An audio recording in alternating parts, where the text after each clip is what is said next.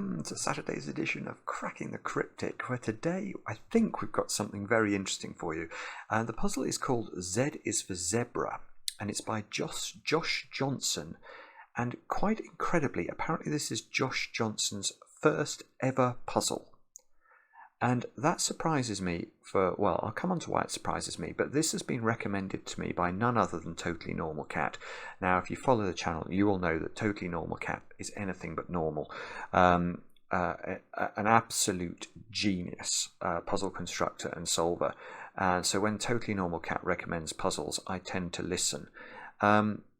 And I have to say, this is a startlingly clever construction, not only because I understand why it's called Z for Zebra. I think that's because it looks sort of black and white, and we've got these Zs in the grid.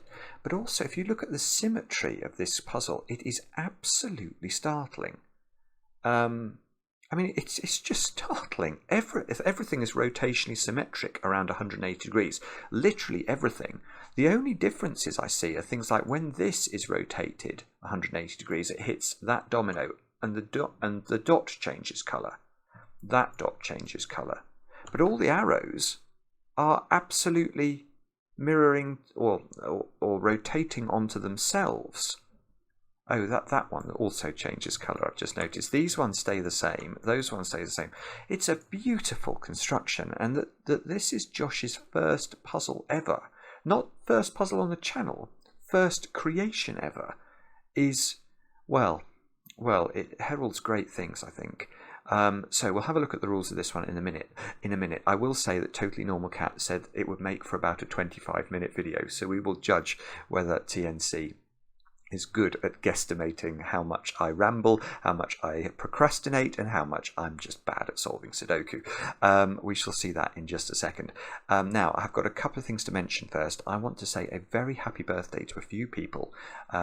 Firstly, I'm going to say happy birthday to Hoos. Now, Hoos, your boyfriend Nout got in touch with us and basically said that you really, really enjoy watching the channel together. And I think it might be your 25th birthday today, and I hope you're having a super day. Next, I want to say happy birthday to Derek Klingerman. That's from your partner Victoria, and this could be a very propitious day for you because it's not only your birthday, but I gather that Victoria is about to give birth, perhaps even today, to your third son. So that is that's the incredible thing, and I hope that goes obviously brilliantly. And I think it would be rather cool if your third boy arrives on your birthday. Now, two more birthdays: Xavier Alexander and also Syntax Error Guy 7. It is both of your birthdays today, I'm led to believe, and I hope you also have copious amounts of, well, it should really be chocolate cake if it's your birthday, but it is acceptable to have lemon drizzle as well. Now, on to Patreon. What's going on over there? Well, I know lots of you have been trying this Kinlux Sudoku hunt, and I can report that 7 of you, it is 7, yeah, 7 of you have finished it, which is incredible. It is just incredible. And I'm going to read all your names because you all deserve it. The first entry we had was from Alaric Taki Arencha. So, to come first when you consider the number of geniuses we have of patrons is really, really stellar solving. Now, the rest of these names were not far behind, though. Jan Gazelius, Nathan Gilbert, Matt Boss, Harry Balsac, Matthew Brockwell, and Mark Cock. All of you also well done. You got the answer correct. And I'll just read out some of the feedback from Harry, who said that each one of these puzzles from Kinlux would have been in the top 50% of puzzles we publish on Cracking the Cryptic. So that is high praise indeed. And he said that some of the puzzles in Kinlux's hunt would have been the best puzzles in that week as well. So that gives you an idea of the quality of what Kinlux has created. It is stellar. It is difficult though. Please do bear that in mind. Don't be disheartened if you have a go and you find the puzzles very tough. What I will say is, go over to the Discord server, where in the Patreon chat section of Discord there is a lot of discussion about these puzzles going on all the time. So if you do get stuck, you'll find some helpful hints over there, I'm sure. Now, that's all I've got to tell you. Let's get on with Z is for Zebra, and these are the rules. Normal Sudoku rules apply. Cells separated by a black dot contain digits with a 1:2 ratio, i.e. one digit is double the other, so that means these two squares could be a 3 and a 6, like that, and then obviously 6 is double 3, so that would work. It could even be the other way round. Oh, that's interesting. I seem to have some sort of error checking on today. I do not like having error checking on. Let me turn off error checking. How do we do this? I don't understand why it's decided that my error checker should be on, because I normally have it turned off all the time. Okay, hopefully there's nothing else strange that's about to happen. Let me just double check that's off now. Yeah, that's off. Good.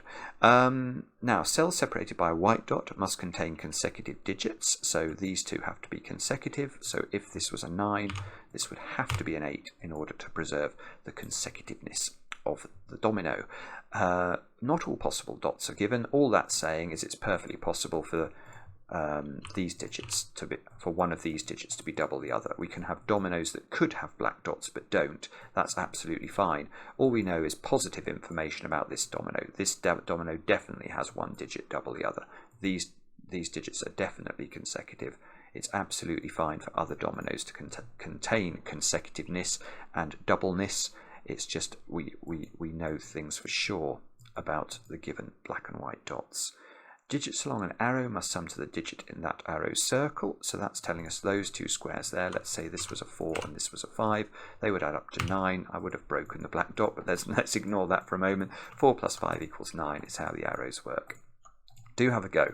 The way to play is to click the link under the video as usual. Now I get to play. Let's get cracking. And let's see if Totally Normal Cat was teasing me about how long this puzzle's likely to take. The slightly surprising thing initially, not only is the symmetry, but also if we look at the given arrows individually, they are all quite short and stubby. The longest arrow we're going to get is a 2-cell arrow, which is not helpful at all, because of course the minimum we could put into a 2-cell arrow would be a 1 and a 2 adding up to 3. So that means each one of these circles can have any of the digits from 3 to 9 in them on the face of it. Now we can improve that very slightly. No, we can't actually. I was about to try and argue that we've got a sort of syzygy of arrow cells in row 5, so 1 plus 2 plus 3 plus 4 is at least 10. So we know those two cells have to add up to at least 10. But that doesn't, I don't think, preclude one of them being a 3 and one of them being a 7, for example. So we can't increase the minimum. Okay, maybe it's black dots then. Right. Yes, it is black dots. Right, look at column 5. So the question to ask here is how many digits in a Sudoku can you put on a black dot? And the answer to that is only 6 of the digits will work, and that's because if you look at the digits 5, 7 and 9, if we try and put a 5 on a black dot, what digit are we going to have in the other cell of the domino? Well, we have to make sure one digit is double the other. 10 will not work, and 2.5 will not work, so 5 doesn't work. 7 has the same problem, 3.5 and 14 don't work. 9 has the same problem, 4.5 and 18 don't work. So 5, 7 and 9 cannot be in black dottage squares, and I think that means they have to go in those squares in column 5. Right. Okay, so now we have a little bit of a way in, I think, because this cell now cannot be a 9 because it is the centre of 3 white dots. So let's just have a go at working out why this can't be 9. If this is 9, we can put 8 into one of these cells, but it will have to be a sequence that ascends. So we'll have to go 8, 9. We can't put 8 again in this cell. So we're going to have to put 10 in, and that will not work. So this digit has to be 5 or 7. And that's very, very helpful for some reason that I don't know yet. It's very helpful because, well, it's going to... Oh, nah, right, that's actually instantly beautiful. Josh, That is very, very pretty indeed. So we actually do know what goes in the middle cell. And that's because what would happen if we put a 4 in either of these two squares? So if this is a 5, this is the question. If this is a 5, we know that we've got to have a 4 in a circle and a 6 in a circle. And why doesn't this work? Oh, my phone is buzzing at me. Okay, I'll deal with that in just a second. Hopefully in about, how long have I got left according to Totally Normal Cat? Hopefully about 900 seconds. So we've got a 4 here and a 6 here. Well, this is now, I think, broken, isn't it? Because how are we going to fill this arrow? A 2-cell arrow adding to 6 is either 2, 4, that's ruled out, or 5, 1, and that's ruled out. So that's very pretty. And of course, it doesn't matter if you do it the other way round. That's still the same because of the heavy symmetry we've got going on in the puzzle. So I get a 7 in the middle of the grid. Normally the favourite middle digit of a Sudoku grid is a 5 for some reason. So that's got to be flanked by 6 and 8. Right, and now we can do... So now we can use the secret, can't we, to work out these 2 cells. So now the secret is something I don't share with everybody. But if you're watching this video, you are one of my favourite people, so I'm very happy to share it with you. And the secret is that any complete column, row, or box of a Sudoku, if correctly completed, will contain all of the digits from 1 to 9 once each. Now the digits 1 to 9 add up to 45. So now we can do some maths on this row.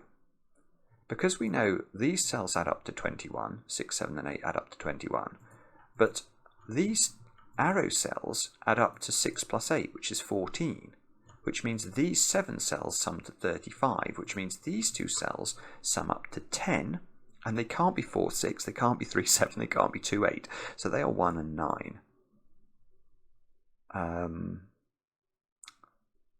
Now, what does that mean?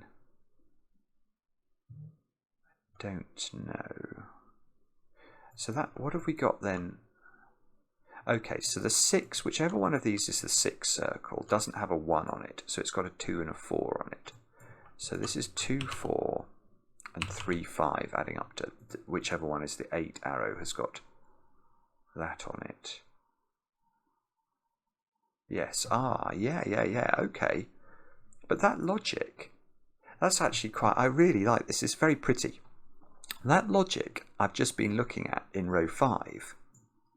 Let's ask a subtle question. How is that logic different from box 5?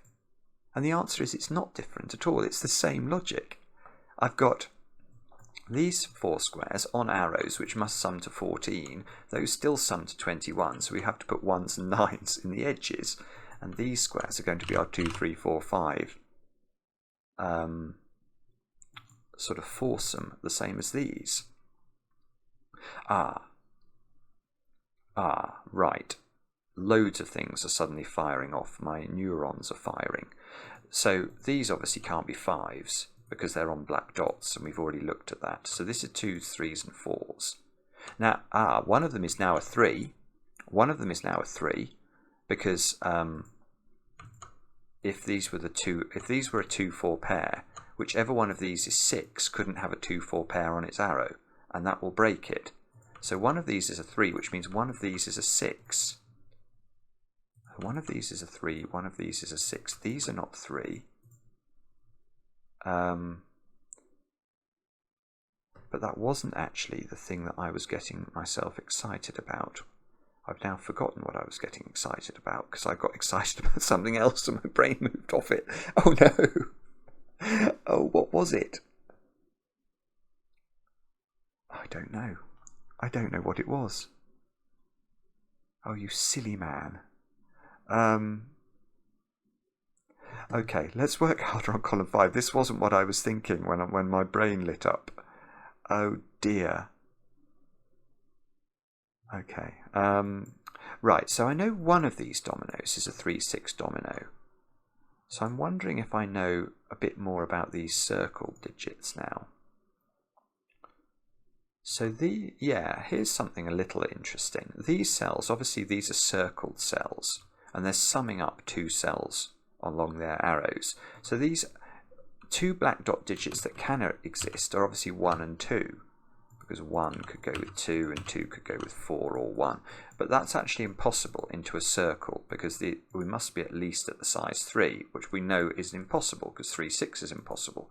So this square can only be 4 or 8, I want to say. Yes, that's right, isn't it? There are 6 black dot digits, and I've managed to rule out 4 of them from this square. Now that logic is exactly symmetrical for this square, so this is a 4 or 8. So we've now got a 4-8 pair in column 5. This is still good. Now I've got a 2-3 pair in the central box, which means those two squares are not 2. This wasn't the logic I was thinking about when I was looking at this box, but it's still interesting. So now I've got a 1-6 pair in this column, in those two cells. So at least I can get rid of my funny 6 pencil marks across boxes there.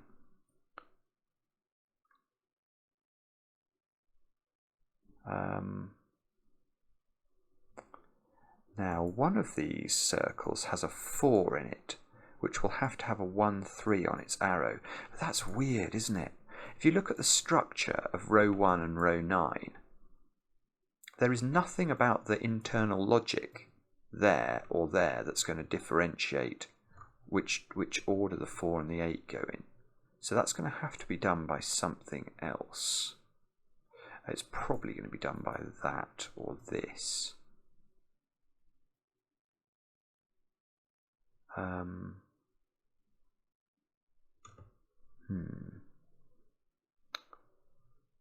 Okay.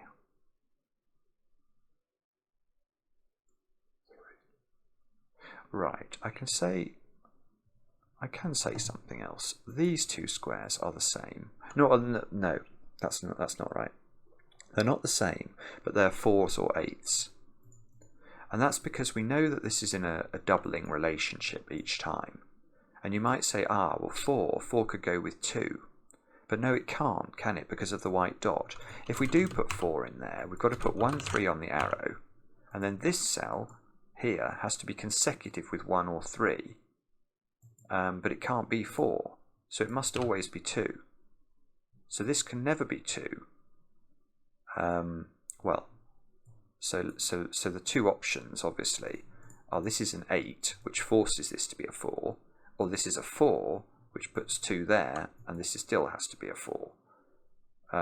This still has to be an 8 then. So it would be 4 or 8 or 8 or 4.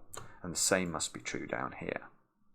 Now the problem, so maybe we have to colour these then. Let me just think about that for a second, because that will be different from that, which means that that is orange and that is blue.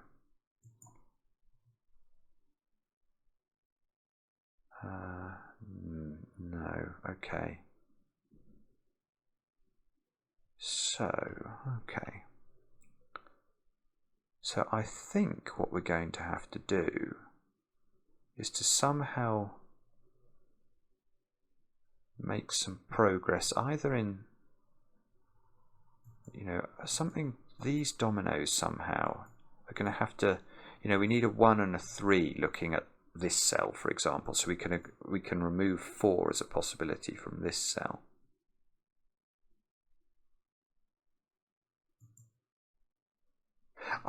I've remembered what my brain discovered a few minutes ago. So what I was thinking was, if this is a 6, for example, that domino and that domino contain the same digits. If this is an 8, this is 3, 5, and this is 3, 5, so they contain the same digits. So those are the same digits. These are the same digits. Now we don't know which way round they go, but that surely is interesting from a Sudoku perspective, because that means that 2 of these 3 squares are purple and 2 of these 3 squares are green. And there is a and there is a difference here, isn't there? So we've got 2 black dotted squares down here. We've only got 1 here, and we've got consecutive digits here.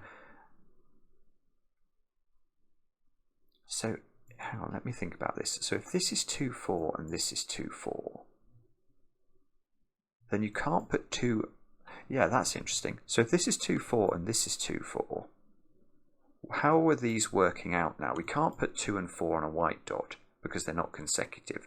So you'd have to put 4 here because 2 can't go in there because it's a sum of 2 digits. So that would have to be 4.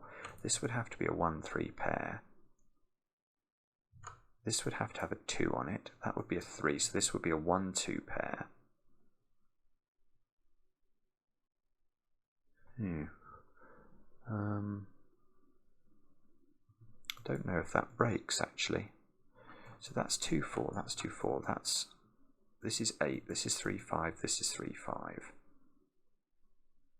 Can't put 5 on a black dot. Oh, maybe it's better to look at it this way around. If that's 3-5, this would have to be a 3-6 domino.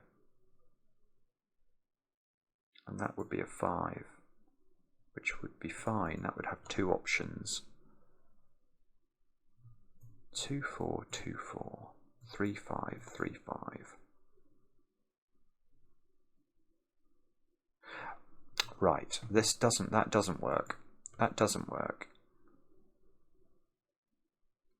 Okay, I actually think that's pretty as well. This is harder though. This is quite tricky. So, question: is it possible that these are a 2-4 pair? Let's do this longhand so that we can check.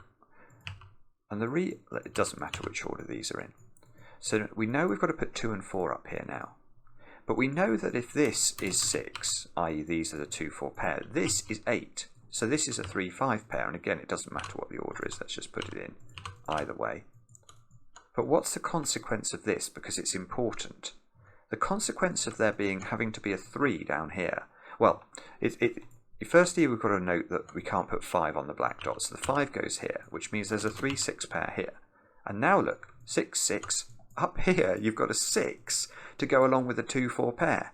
And there is simply no way you can put 2, 4 and 6 on a white dot. They will not work. They are all even digits, and a white dot always has an odd and an even digit because it contains consecutive digits. So this doesn't work.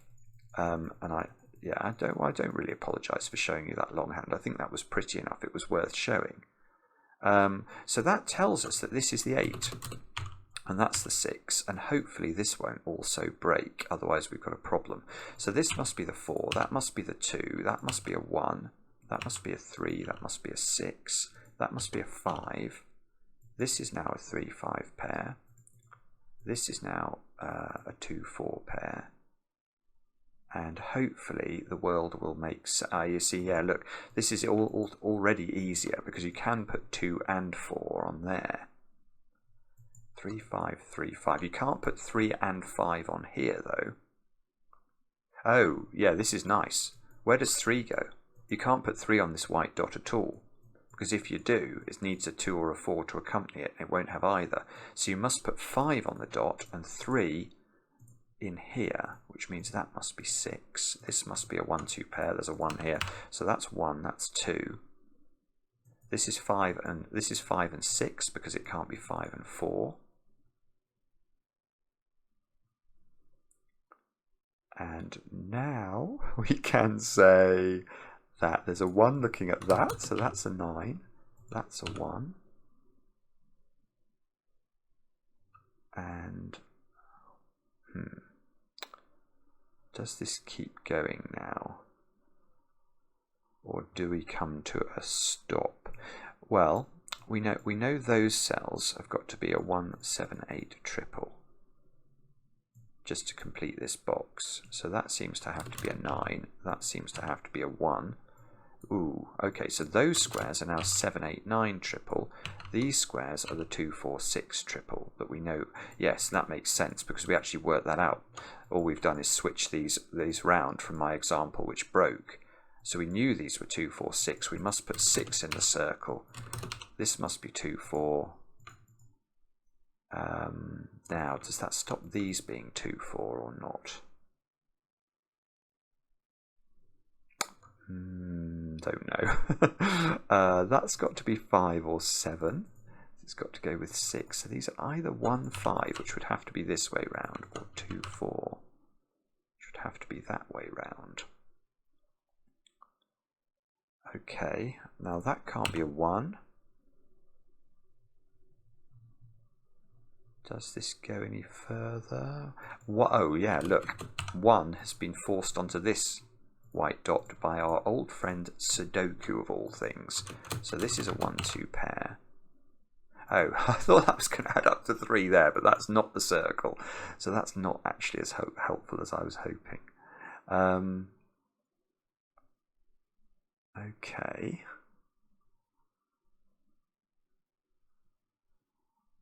Oh, alright, so maybe that's the thing to think about. Yes, I see. Right, if this was 4, this would have to be a 1-3 arrow, which would mean this would have to be a 1. There's already a 3, but it can't be a 1 because that would be a 2, and that will break there. So this actually tells us the order of the 4 and the 8. So this is the 8, which means that's 8. We know it's the same colour. Those are 4s. That must be 1, 3, 2, 2, 4. 2 and 4 are looking at this digit, which must now be a 1, which makes this a 5 and this a 7. So that's no longer a 7. Whoops, I didn't mean to do that. 2 is in one of those cells. This black dot must be restricted now. It can't have 1, 2 or 4 on it, so it must be 3, 6. Yeah, okay. I say yeah, okay. I can see it's disambiguating the 5, 3 for me. It means these squares have got to be a 7, 8, 9 to complete this column. And that's very helpful, but doesn't seem to solve the puzzle. 6 in this box is now forced to be there,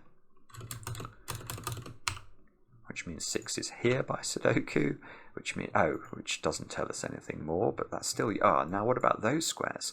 They've got to be a 5, 7, 9 triple, so this has got to be even.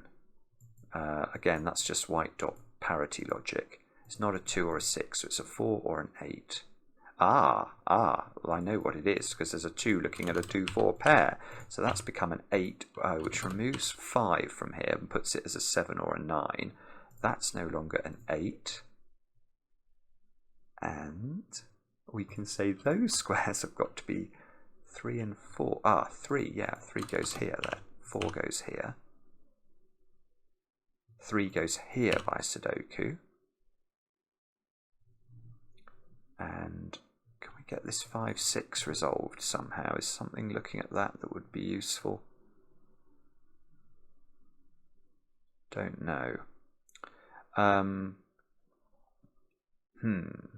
Okay, so we better look at this arrow and perhaps this dot, which I think are the only unresolved things that we've not looked at yet.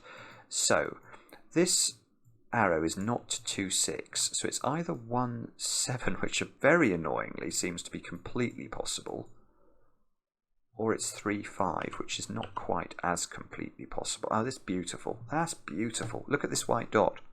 And again, remember the parity considerations of a white dot. That's definitely odd. So a consecutive digit is even, but it sees 2, 4, and 8, so that must be 6, which that disambiguates the 6 and the 5. Which I'm sure does something. It doesn't actually tell us what this is. It tells us this is not a 1, which tells us this is not a 7. But it still seems to be able to be 1 or 3. Oh no! Alright, let's look at this then. I see. So the 6, this is so cute. The 6 and the 3 go round that way, which forces the 1 and the 7, which gives us a couple more digits to think about.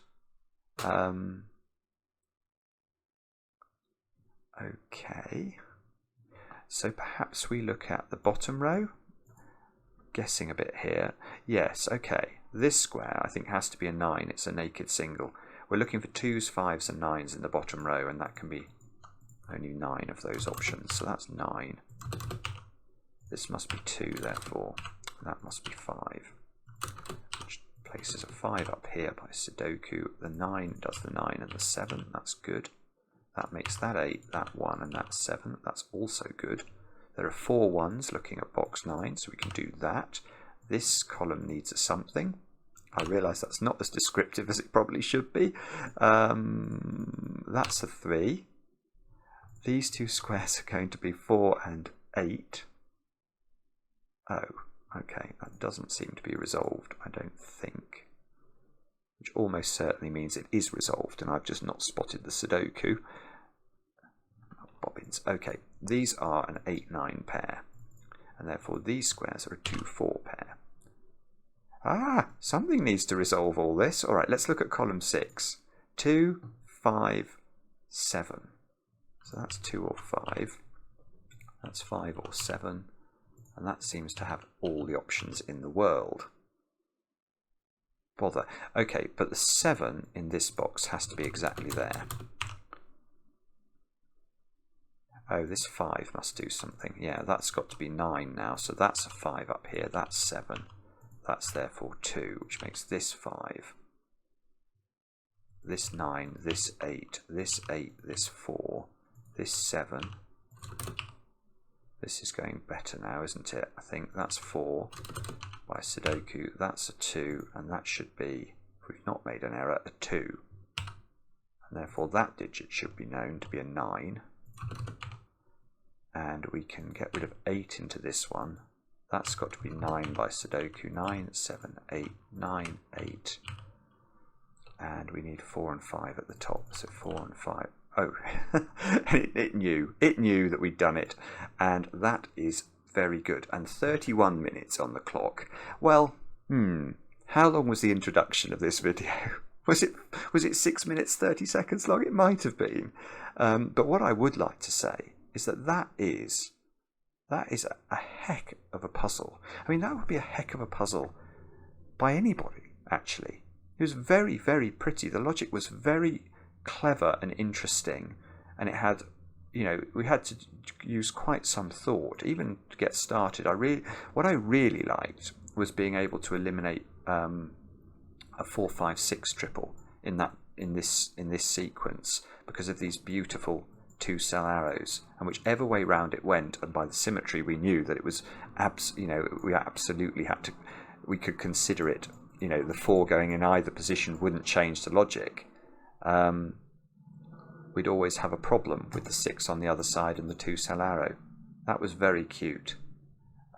Brilliant, Josh. Thank you so much. Thanks to Totally Normal Cat, and who even makes me feel stupid when not setting the puzzle, which is that's classic TNC. Anyway, I hope you enjoyed. I hope you had a go at the puzzle. I hope you enjoyed it. I hope you enjoyed the video. Do let me know in the comments. I do enjoy reading them, especially when they're kind. And we'll be back later with another edition of Cracking the Cryptic.